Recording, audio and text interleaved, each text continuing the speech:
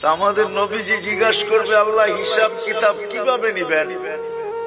আল্লাহ বলে, সবারটা যেরকম নিব এরকমই নিব।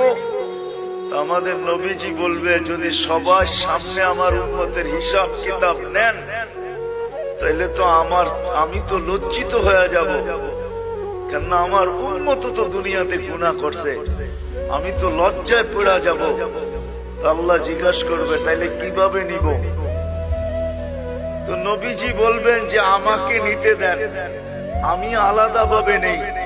আল্লাহ প্রশ্ন করবে, আপনাকে যদি নিতে দেই, তো আপনিও তো আপনার উম্মতের গুনাহগুলা দেখবেন, তখনও তো আপনার চেহারাটা লজ্জায় ছোট হয়ে যাবে যে তোমরা আমার উম্মত হয়ে এই গুনাহ করলা, তো করলা কি করে, ঠিক না?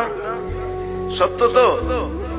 আল্লাহ জবাব দিবে, বন্ধু ওয়াদা, আপনার চেহারা আমি লজ্জিত করব না, বিদায় আপনার উম্মতের হিসাব কিতাব নিব আমি বটে, কারো সামনে না, আপনার সামনেও না, আমি পর্দার ভিতরে নিয়ে নিব, আপনাকেও জানতে দিব না, কাউকে জানতে দিব না।